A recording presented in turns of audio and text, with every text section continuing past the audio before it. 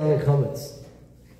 And the question is, the Alter Rebbe didn't just institute a specific way, he brought out problems. He mentioned problems with the other way, the standard way.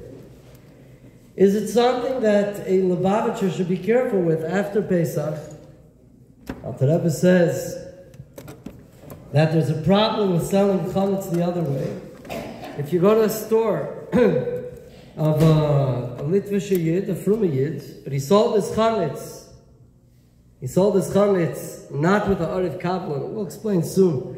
He sold his chametz not in the way that the Alter Rebbe instituted. It's something that a Lubavitcher should be careful with, not to buy this.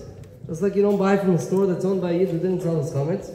Perhaps even a Yid that sold his chametz, but not in the way that the Alter Rebbe said to sell it. At first I thought it wasn't such a good question, but then I realized it's actually quite a good question. And to understand the question, we have to backtrack a little bit. The Torah tells us on Pesach that we can't have chametz. Bal Yeroeh, Bal Yemotzei tells us Tashbisu. Says if you eat the chametz, it's kares. The Torah is very, very strict with chametz. And the Torah is so strict with chametz that Chazal appreciated how strict it is that they made something by chametz that doesn't apply elsewhere. Chametz is aser b'mashu. Normally something that's aser falls into something else. At some point it becomes batul. Chametz is aser b'mashu. Why? Because the chumrah of chametz, the Torah was so machmir with chametz. So therefore, Chazal were very machmir with chametz. So what are we supposed to do? We have chametz in our homes. What are we supposed to do? So min ha-Torah, there are two options. Min ha-Torah, there's an option of getting rid of our chametz. We search our homes, we clean it out, take all our chametz, and we get rid of it before Pesach. Destroy it. And then, obviously, if there's no chametz, you're not over any issur. You're not, the Torah only asers chametz that we have in our homes. It's not our chametz, or it doesn't exist anymore. We've burnt it, we've gotten rid of it. So then we're not over. But there is another option in the Torah, according to some Rishonim at least. The Torah, when it says to destroy the chametz, it uses an interesting word. It uses the word tashbisu. Instead of using the word tevaru, like we make the bracha al biur chametz, biur means destruction. Instead of using the word al biur chametz, the Torah uses the word ach bayom harishain tashbisu sa'ir mibatechem. What is this word tashbisu? So there are some Rishonim like Taisus that say they have an explanation, but nothing special. Get rid of the chametz, burn it. But the majority of Rishonim, the Rambam, the Ramban, the list goes on and on. The majority of Rishonim, they say that the word tashbisu actually includes in it another meaning. The word tashbisu can be get rid of, like when Mashiach comes, vishbati chayara min haaretz. There will be no more chayarot. The word vishbati means it will be gone. But the word vishbati also doesn't mean just destroy. It means that it'll go away. Like it just will become ois. From there they learn this concept by chametz called bittul. You can be mevatel your chametz. According to these Rishonim, bittul chametz is actually in the Torah. It's learned from the Torah, from the word tashbisu. You have two options of getting rid of your chametz. Before Pesach, before the time of issur, before Chatzai Erev Pesach, or according to the Chachamim, before 11 o'clock Erev Pesach, you have the option of bittul. of getting rid of your chametz in a way of negating it, thinking that it's hefker, thinking that it's no good. But once Chatzais comes, min ha-Torah, the chametz is not yours anymore. It's aser bano. Bittul doesn't work anymore. At this point, you have to destroy it. So you have two options min ha-Torah. You could do bittul, just think in your mind that you don't want this chametz, or you can do actual destruction of the chametz. Now, obviously, if we had such a choice, you go to somebody and you tell him, Pesach is coming and you can't have chametz. So you have two options. One is think a certain thought in your mind, and the other one is spend a couple of weeks cleaning your house. Obviously, people would choose bittul. It's much simpler. Why go work hard, clean out your home, destroy it, do b'dikas chametz, and sreifas chametz, and destroy it, and get rid of it? What for? Just do bittul and all the chametz around your house. And it's fine. So Chazal said there are two problems with just bittul. Two issues. What are the two issues with bittul? Issue number one is, who says you really mean it? Who says you really mean it? Maybe, you're being mevatel your chametz because the Torah requires you to be mevatel the chametz, but really you'd rather have the chametz. You really want to have the chametz after Pesach. You care about that chametz. If you're mevatel chametz before Pesach and you're intending that after Pesach you're going to take back that chametz, you make a big announcement in your house and there's no guy and no one there to hear it. You say, my chametz is hefker. And you know that no one knows that behind your house you have crates and crates of chametz.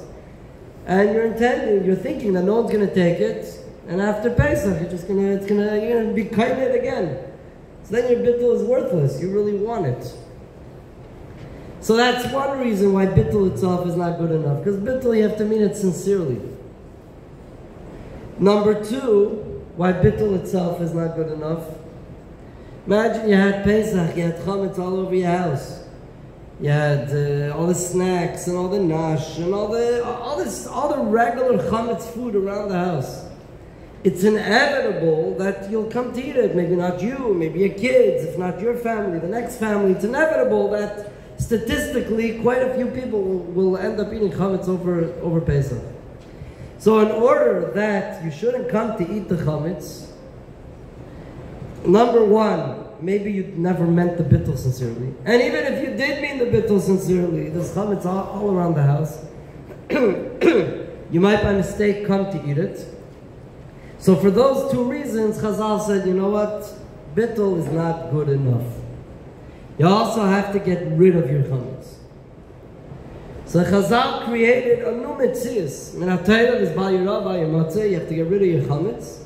Bittul would work min ha-Torah, but then Chazal said, no. We created our own bal yirah, bal yamatzeh. You can't keep chametz even if you did bittul. Even if you made it hefker. It's still not good enough. You have to get rid of your chametz anyways. Now, these were the two options that existed for hundreds and hundreds and hundreds of years, thousands of years of Klal Yisrael.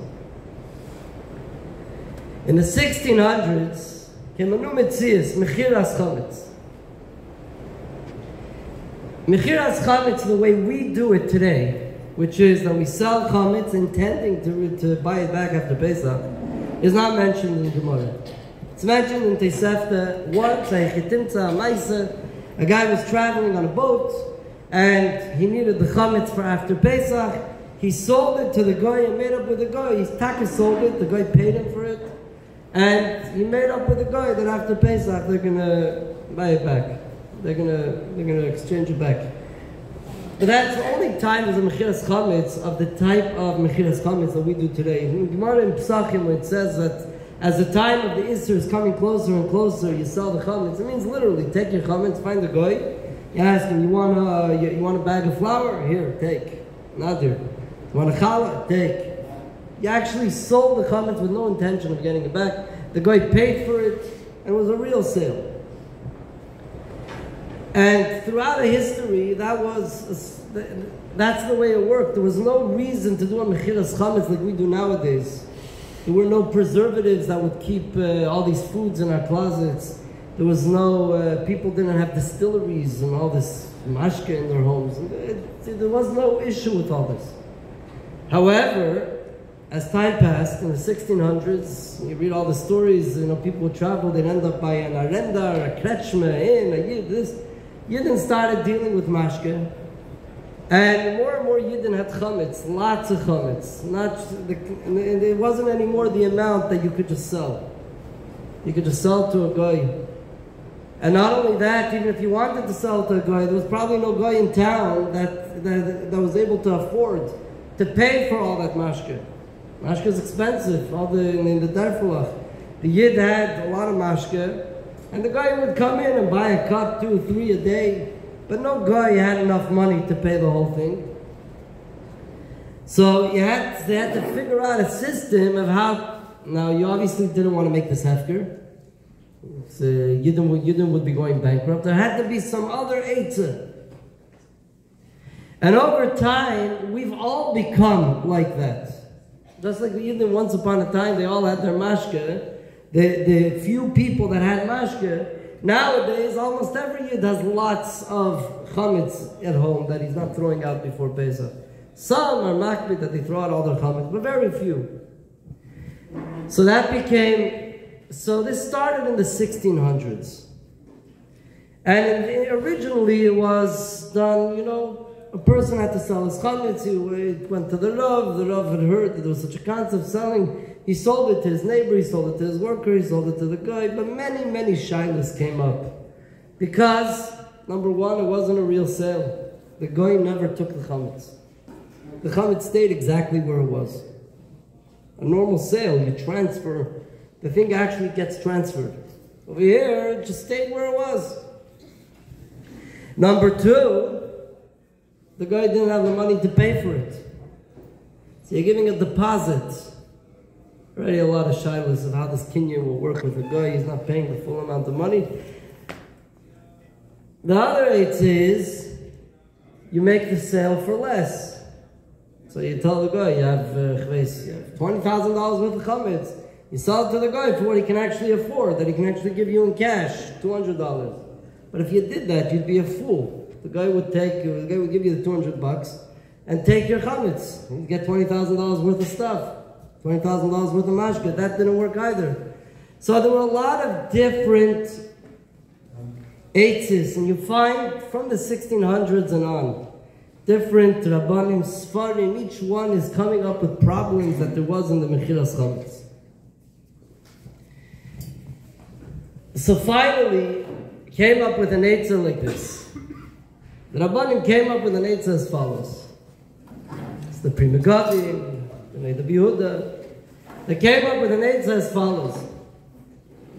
That you take a deposit from the guy.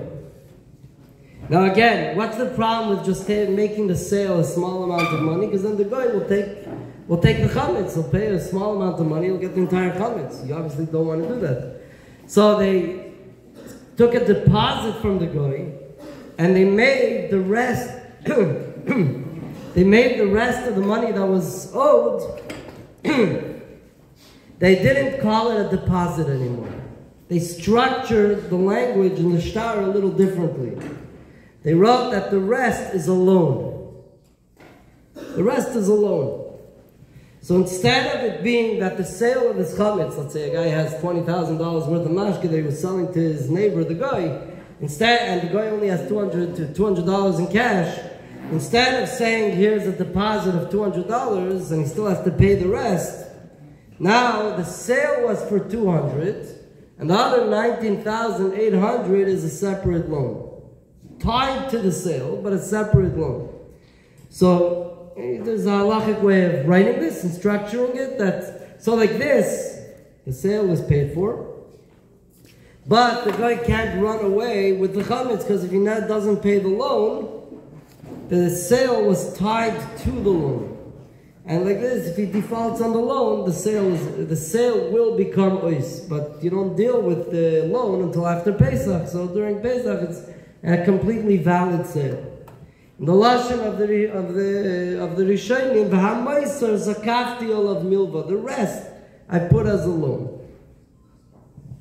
And this was an eitzah, like the Pri Megadim writes it, the son of the Neder Yehuda writes it, his father instituted to do this.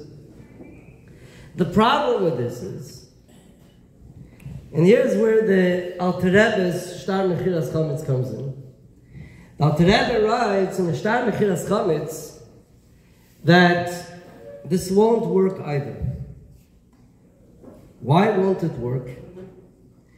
Because whenever you have such when you structure a loan like this, that the loan is tied to the sale, and the guy doesn't have the money, which is in the Lashon of the Gemara in Bamitzi is called Ayil V'Nafik Hazuzi, that the buyer he's trying to get the money, he doesn't have the money, he doesn't have cash on hand.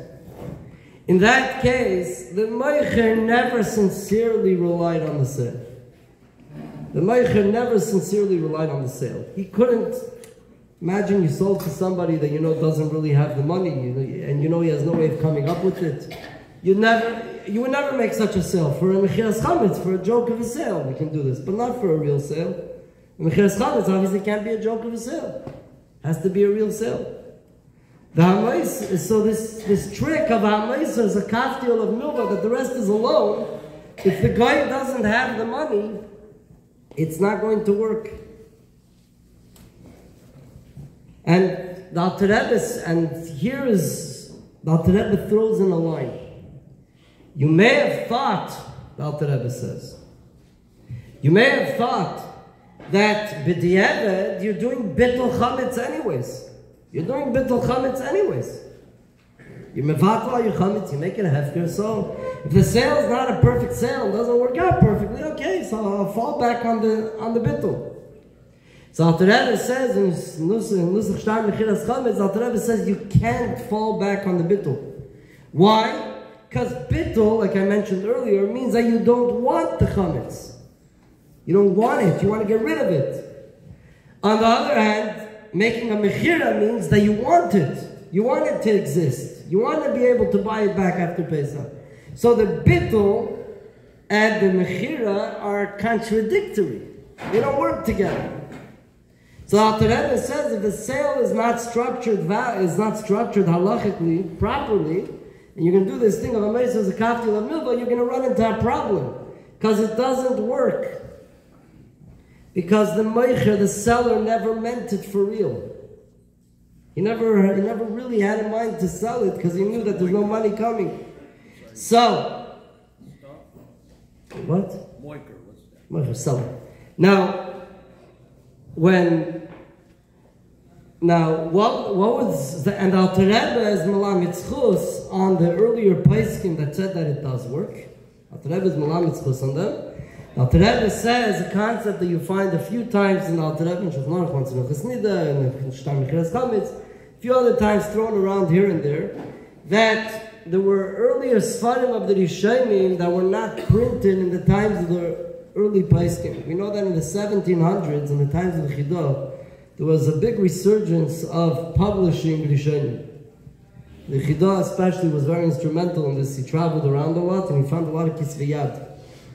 And he was pushing very strong, and perhaps he was the reason why in the 1700s became the big push of printing Rishonim. But many of the early Rishonim were not printed until the 1700s, late 1700s. So Alter Rebbe wrote, so Alter Rebbe is writing, they didn't see this that the Rishonim writes, like the Shita Mekubetzes and Bava Metzia and others. They didn't, the Trumas Hadesh, whatever, they didn't see these things that perhaps weren't in print when they were writing what they wrote, that the Shtar Mechiras Chametz, that this type of Mechiras Chametz will work. But now that we know, and we know of this, and there's Gedolei Rishonim who write that such a Mechira doesn't work, for Isser Deiraisa of Mechiras Chametz, you can't rely on such a thing. And therefore the Alter Rebbe writes that the only Eitzah that there is to have another Yid involved who's an Arif Kablan. An Arif Kablan is different than a regular guarantor. A regular guarantor has to be a Yid. We're running short on time, so I don't have... Anybody wants to do that? No, still... You don't have... Arif Kablan, I'm not going to go much longer. I don't want to bore the crowd, I want it to stay interesting. Arif Kablan is, the difference of an Arif and an Arif Kablan is, an Arif is a guarantor. Normally, when someone owes you money, and there's a guarantor, you first go to the guy that owes you money, you say, hey, Yanko, you owe me $1,000. Yanko can't pay the money, then you go to the guarantor. Arif Kablan is, A kablan is that you could l'chatchila go straight to the kablan, straight to the guarantor. And over here, by a loan, we make the shtar mechiras chametz in such a way that the mechira is completely to the goy for his little deposit. The loan is not with the goy, it's with this kablan, with the guarantor. And like this, you don't have that halachic issue of that the meicher is worried about it. Over here, it'll actually work. Again, we're running a little short on time. There's still a bit more to go. This is the chiddush of the Alter Rebbe in the Shtar Mechiras Chametz. Now, the obvious question is, the Alter Rebbe wrote clearly in the beginning of the Nusach Shtar Mechiras Chametz that since what you're selling is not included in bittul, it's not included in your bittul. So the fact that you're mevatel chametz helps for the chametz that you sold. So, and Alter Rebbe says that you can't, nashayla deiraisa of chametz, you can't rely on a mechira that doesn't have an arev kablan involved. So comes the question, any yid, and there's many from yidin out there that are in Lubavitch. I mean, many communities took on the chumrah of arev kablan, but there are quite a few that didn't. And they sell the chametz without an arev kablan. Perhaps according to the Alter Rebbe, it's not a valid sale. It's chametz shafar olav Pesach, and we shouldn't be buying it. So if you have a pizza shop, a nice frum Litvish guy who sold his chametz, a frum yid, he sold his chametz, but it's without an arev kablan, perhaps we should be machmir. Alter Rebbe clearly says it's not included in the bittul, and it's a shayla on the mechira. But the Alter Rebbe in his Shulchan Aruch, in Siman Tov Mem Chesif Ches, the Alter Rebbe answers that problem. The Alter Rebbe explains a little background, but if you look there, you might not pick it up. But there's two ways of doing bittul, and with this we'll conclude another 2-3 minutes. There's two ways of doing bittul. There's one the way we do it. We say libatel v'leheve hefker ka'afra da'ara. That's an actual bittul. We made the thing hefker. However, min ha'Torah, there's actually another bittul. Min ha'Torah, the Torah doesn't require us to say libatel v'leheve hefker. Doesn't require us to say to make it hefker. Min ha'Torah, it's actually a different type of bittul. There's a fascinating Rambam in Hilchos Brachos. The Rambam in Hilchos Brachos in Perek Yud Aleph asks why some brachas we make al and some brachas we make le. Al netilas yadayim, le hadlik ner Chanukah. Like why al and why le? And the husband of the Rambam is that anything that you did already, that you started, you're already in the process, you already did it, you say al. So for example, al netilas lulav, you already picked up the lulav. So you're already in the middle of it. So you do al netilas lulav. Al netilas yadayim, we already washed our hands. So we say al netilas yadayim. Le is when you're about to start. So the Rambam asks, the Rambam asks, how come by biur chametz we say al biur chametz? We haven't done anything yet. We should be saying livar chametz, not al. So the Rambam says the reason why we say al, because the moment we decided we're going to search our homes for chametz, at that very moment, you're already mekayim the mitzvah biur min ha'Torah. Bittul was already done. Because min ha'Torah, you don't need to do bittul libatul v'leheve hefker ka'afra da'ara to make it hefker. Min ha'Torah, all that you need is that you should not care about the chametz. You should, for all that you care, it could be gone. You don't care about this chametz. Chazal said, if you look in Rashi and Pesachim Davav, it's actually very meduyik. Chazal said, "Haboitek," the one who did the chametz tzarich shevato. Rashi says that there has to say the bittul should be hefker. Why? It's not enough the original bittul, the fact that you don't want your chametz. So hefker, when you make something hefker, you can't back out of it. When you make something hefker, if I take something of mine and put it in the street and say it's hefker, I can't back out of the hefker. I changed my mind, doesn't help. I could go and reacquire it if I'm first. I could be kind of back first. But I can't change my mind by hefker. Yush, which means I don't care about the thing, it slides out of my reshus. I change my mind, it's back in my reshus. And therefore, the bittul, the first bittul, the simple bittul, I just don't care about the chametz. During Pesach, I'm going to change my mind. And I'm going to think, actually, I want chametz, my bittul is out. The whole bittul is gone. It's like nothing. It's like it never happened. So Chazal or Misakin, HaBoidik Tzarech Shivato, the Boidik, the guy who doesn't because chametz has to do bittul and actually make it after. So if he has a thought about the chametz during Pesach, it should stay batal. Sagt Alter Rebbe in Siman Tov Mem Ches Siv Ches, Lechatchila Chazal told us we have to do a bittul of making it hefker. The batal heavy hefker, mamish to make it hefker. But b'diavad after Pesach, a from a yid who sold his chametz, even without an out of kabbalah, even without the psashai or the Alter Rebbe, there lists a bunch of other types of mechiras that aren't perfect.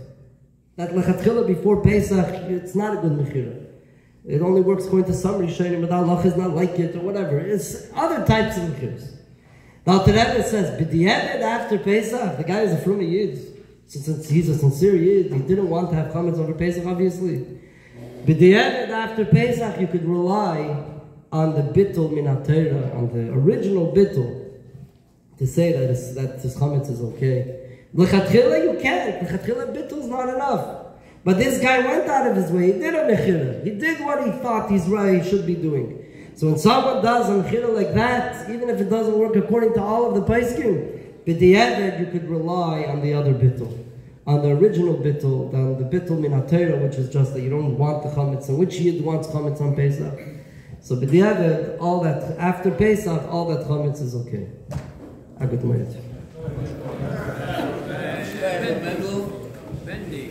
The continuation of the Kינוס will take place in Mr. Shem tomorrow at the same time, the same place. Everybody is asked to come, the ones that are not here. Just tell them about the Kינוס. So help them. Kינוס is הקהל, and we have the supposed to have the הקהל together with the Rebbe. Take it from Yad Mamesh. Amen.